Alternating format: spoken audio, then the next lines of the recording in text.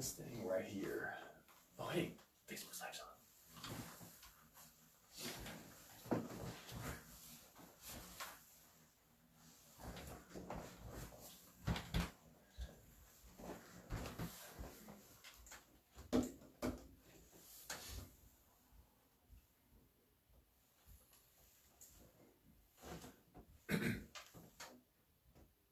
Welcome to Time for Success, Business Owner Dad's Edition. This is Matt Barbie, your host, and this is the show where we dig into what does success mean to you as a business owner and as a family man, and how do you get there? And what are the trials and tribulations that people go through? We hear people's stories, and we just dig into all that stuff.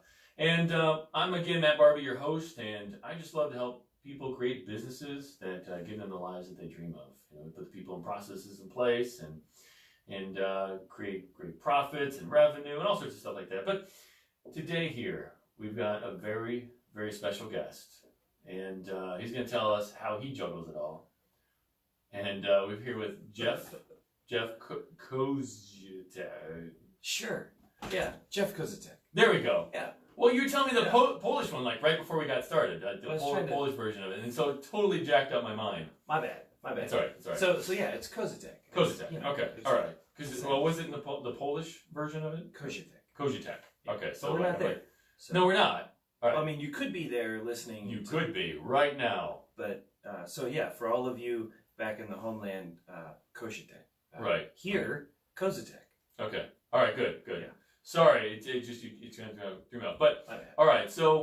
So now you've been a prominent speaker internationally and large corporations. You've done the juggling. Jeff has been kind of like your big thing for a while, but you're also doing more than 20 years. Yeah. More than 20 years. Wow. Yeah. Well, tell us a little bit more about that, and I know you're kind of phasing into kind of a new season with some of that stuff. So yeah, tell us a little bit more about that. About the juggling. Well, you about throw things in the air and then I know the juggling. I mean, I'm really good. Like one up. Three for like 3 seconds, but I can do it. Like I can. And this is radio, otherwise I'd show you. There's a Facebook Live, but we won't talk about that. All right, so right there. Yeah. So all right, so tell us more about your business and like where did Juggling Jeff kind of come from? Like how did that happen? So there I was, Matt. I was 11. Take us back to that moment. Super excited about magic.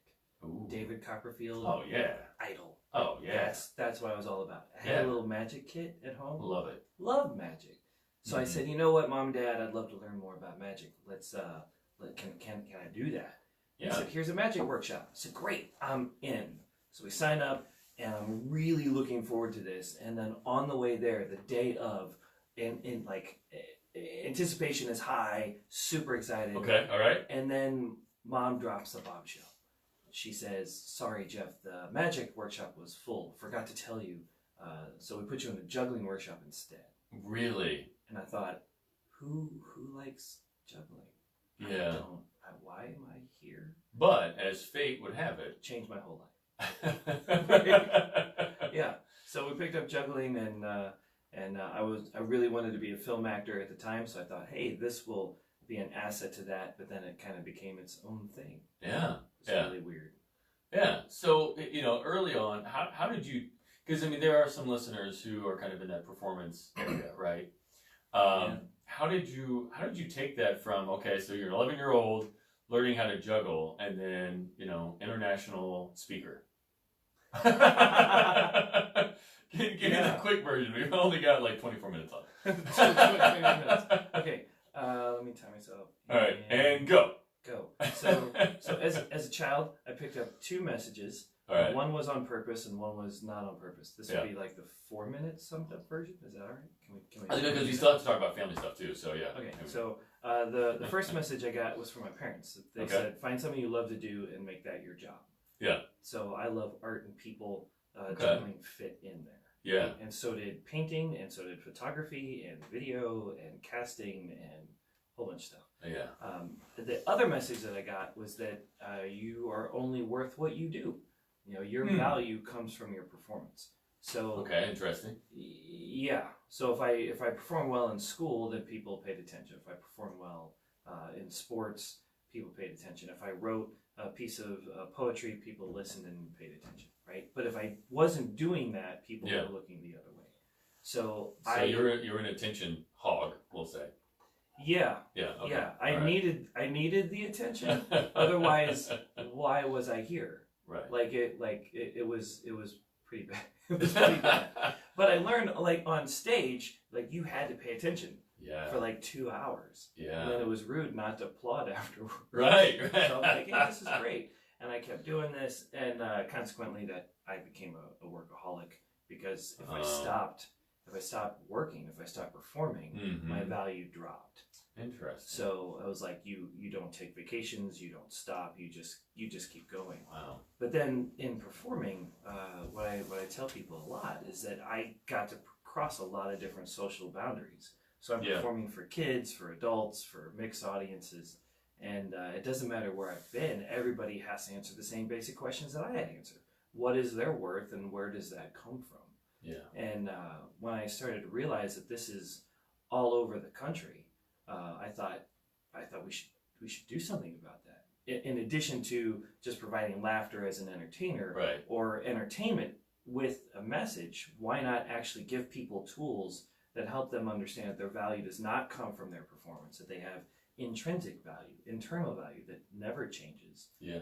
Their perception does, but their actual value doesn't.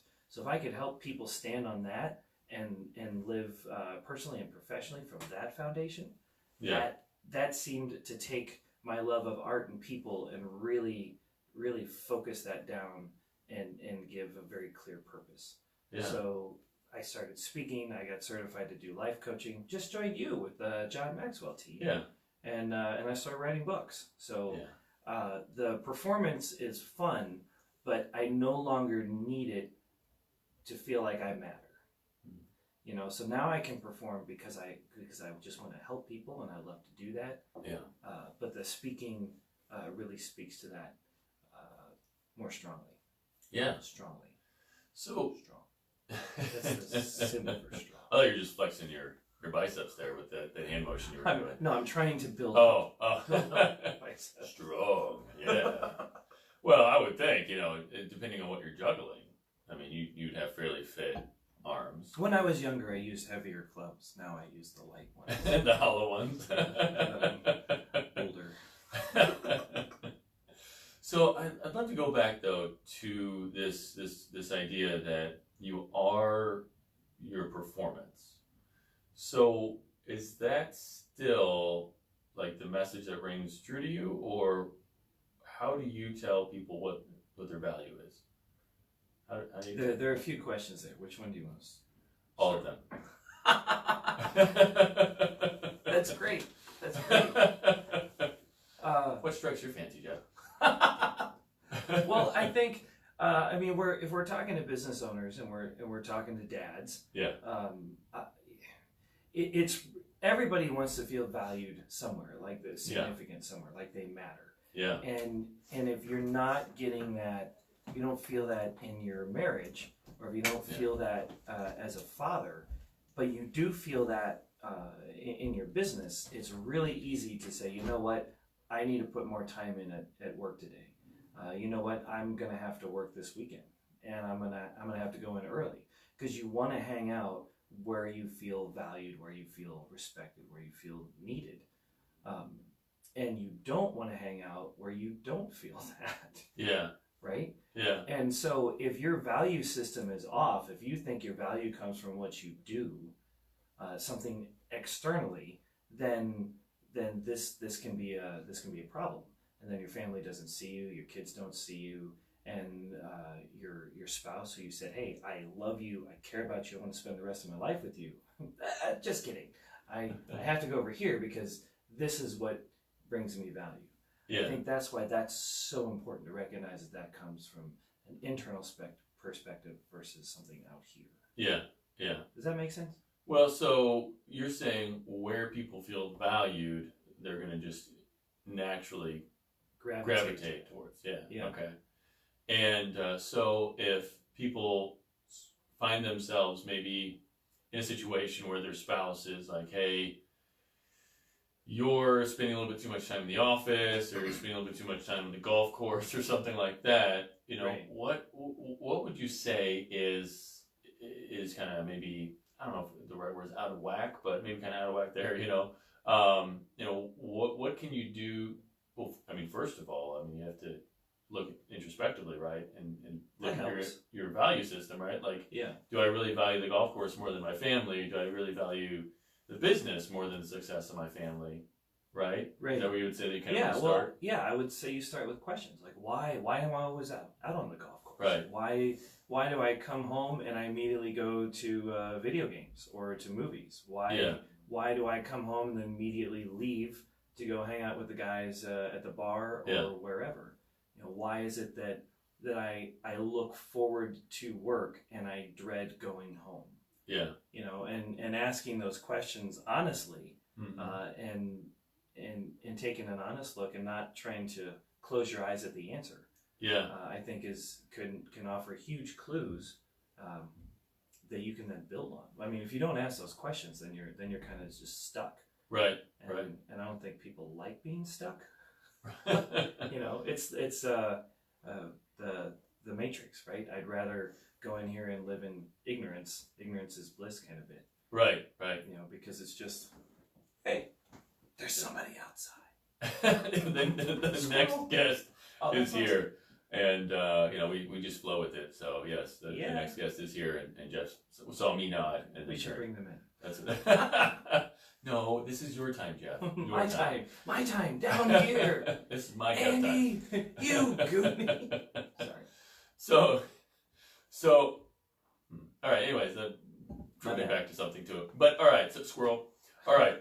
So, that's interesting because there's also avoidance behavior sometimes there. So if there is something where you feel like you're obligated or something like that, but you don't feel like valued, or maybe you don't feel like you're bringing the value, Right. you're gonna get, but yet you still feel obligated. You feel obligated. Well, if you don't feel like you do marriage well, or you feel like you're not doing a really good job as a father, then you know what? Let's just spend less time there and spend more time over here where I'm totally rocking it out. Right. The numbers, look at all the business that I've built up. Right. Like you said, it's who wants to spend time in a place where they feel like crap? Can I say that on the podcast? I think so. Well, on the podcast side, you can say whatever you want. However, on the radio side, that's a whole other story, Oh, right. Yeah. But, so that's interesting, though, because we see this this thing that often happens, and really is kind of like this part of the spirit of the show, where you'll have people who are good at business, or I mean, maybe they want to be good at business, and that's really where they feel a lot of value. Yeah. And so they spend a lot of time in the office, either because it's successful and they're just trying to take it to the next level, or maybe they're struggling and they're still trying to make it go, whatever that might be, and whatever stage they might be in. But they feel like their role, culturally speaking, and let me ask you if you see this as well, that they feel like, culturally speaking, we feel like our role is in our business performance, our professional performance. And so that's a big part of our self-worth, right? Well, if you look at American culture, it says, what you did yesterday is great, but what are you doing today? We say that in sports, in school. We award the people that perform great academically, and we don't call out the people that don't. Yeah. We award the people that do really well with their art, and then everybody else is just there to support them. So that message is constantly reinforced. And then if you look at business, what are you rewarding in business? Are you rewarding the dollars? Are you rewarding the numbers? Are you rewarding the effort? I mean, you usually get what you're celebrating. Right. And as a culture, we usually celebrate the achievement or the performance. Yeah. So it makes sense that everybody would do that. It's just not healthy or sustainable.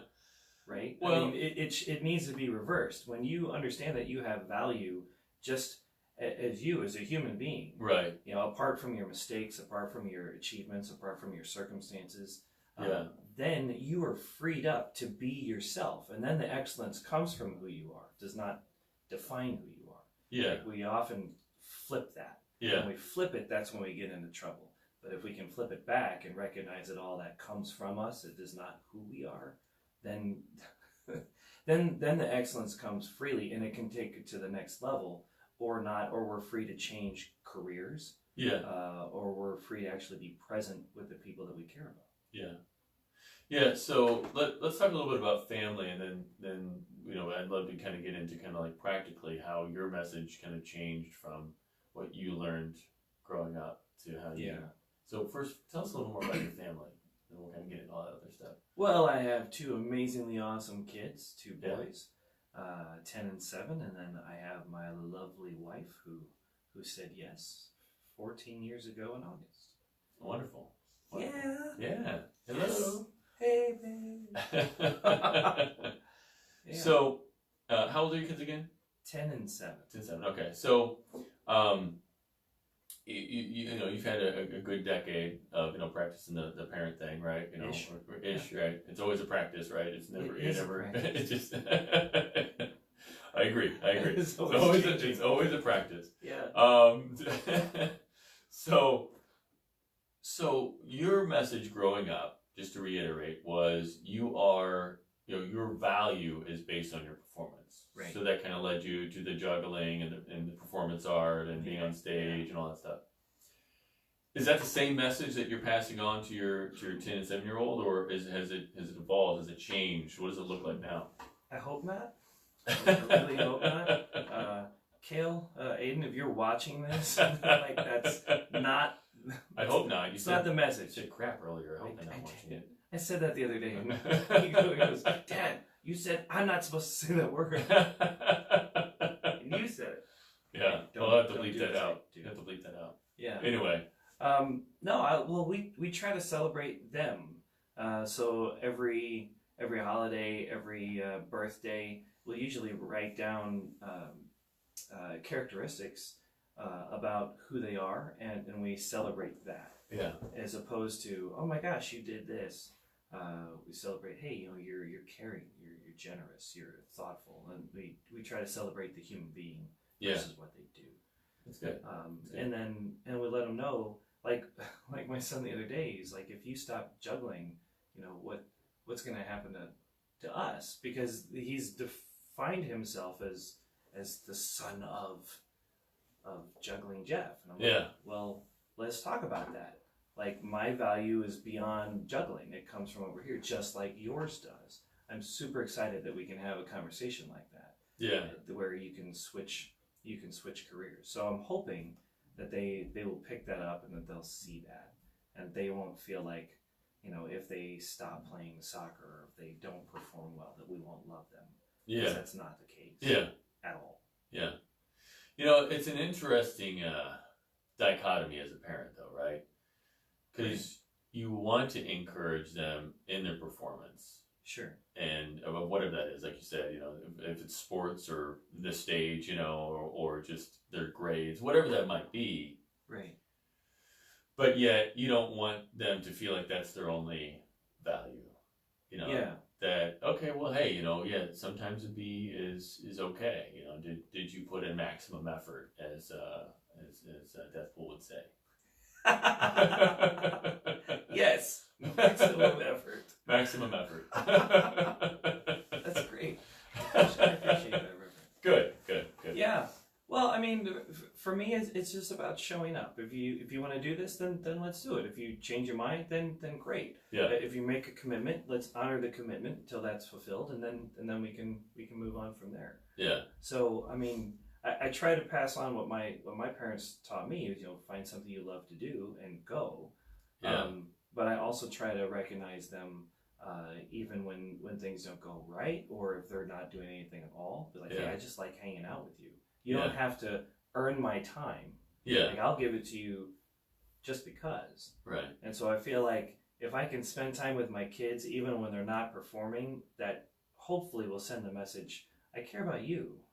Yeah. Not just what you're doing. Yeah. And then I found out about 5 years ago, my mom was talking to an old friend of mine's mother. You tracking with this?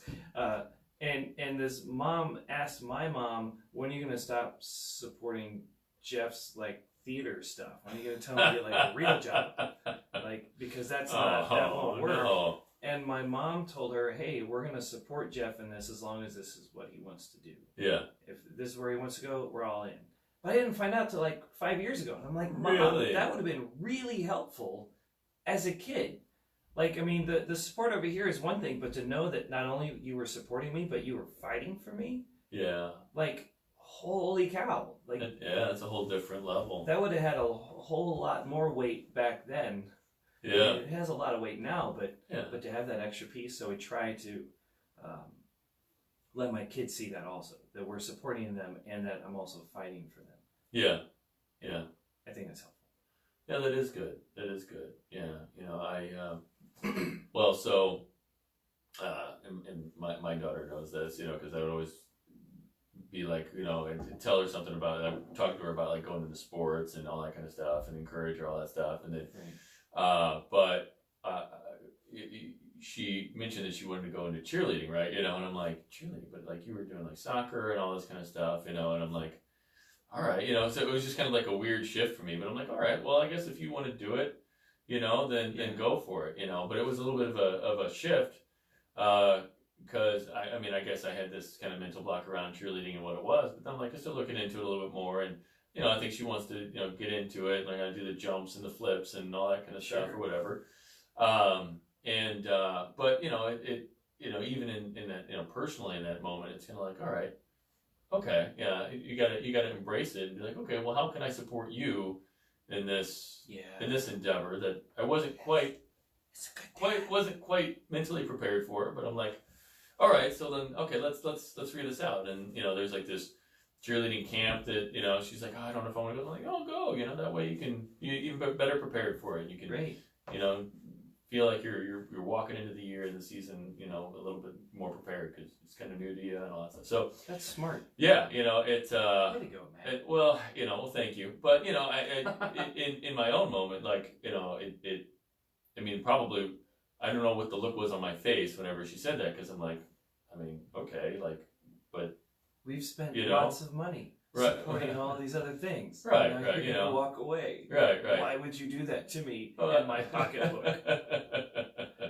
Yeah, you know, and because I don't know, but just like personally speaking, yeah, there was that shift. Hopefully, I did all right in the moment, you know, with kind of the facial, you know, expressions and all that. But I think we all go through those moments where it's kind of like trying to, you know, we put in this effort and we try to support our kids, but there is going to be that shift, like you say, like just because you were looking and focusing on this one thing here doesn't necessarily mean that, I mean, we should, you know, I wanted to try to still support and say, well, are you sure that you want to walk away and not continue to do that? Are you sure you're giving maximum effort? Maximum effort.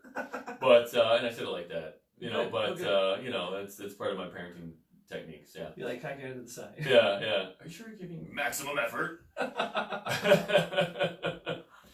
But, that's good. But, yeah, I mean, so we have to be ready to better understand, is their better understanding, you know, what their role is in life, you know, where they want to go, who they are as a person, because just because they thought that was a route early on, I mean, and you're kind of also even evolving your career now, because you're kind of taking the juggling aspect of things and you're kind of expanding upon that with the John Maxwell stuff and all that. So it's cool because your kids kind of get to see that as well and kind of see. Well, and my kids, they're my oldest, Kale. He's an entrepreneur, and they'll be like, "Hey, we just started this leaf raking business. We just started this snow shoveling business. Now we're selling popsicles." Yeah, and he's like, and so he's like got this whole map. And I thought, you know what, I really like Montessori's the Montessori school philosophy of the self-guided. So I try to bring that into my house, and so if my kid wants to do something, I'm going to do everything I can to support that. Yeah. Until we hit a point where either they've changed their mind or it doesn't work or it works really well and they're done and they're ready to move on to something else. Yeah, that's interesting. Yeah, we could go a whole nother show just around this like self-guided learning and all that. But yeah, so consequently, my youngest had a science experiment that he just randomly put together and it spilled all over our freezer. So that was not good. For real? Wow, 1 minute? Holy cow, Chris. Chris is their guy in the booth. Okay, all right. So real quick, this magician told me something that shifted everything for me years ago. He said it's not about being the best juggler, the magician, or best comedian. Yeah. It's about showing up to give to the audience and receive. Yeah. That's when my paradigm started to shift initially from value out here and just going, wait, all I have to do is show up and just interact with people. Like the freedom that came from that was huge. That's a huge shift. And then eventually meeting Jeff Arthur with the values conversation and having a conversation about where my value actually comes from was the final shift. And recognizing that when I'm present with my family, with my kids, their personalities change, their behavior changes, my relationship with my wife dramatically improves. Yeah. Because then I can be intentional about those things because I'm no longer chasing down value out here. Yeah. That's fantastic. That's deep. Well, hey man. Well, thank you so much. Real quick, how do people find you? CoreAuthenticity.com. Yes. Okay. Core Authenticity. All right. Well, this has been Time for Success Business Owner Dad's Edition, and we've had Jeff Koziatek. And reach out if you want a business that will give you the life that you've always dreamed of. 314-441-5423. That one too. Thanks. All right. Woo! And that's a show, guys. That's how you do it. Thanks, Jeff. Thank you.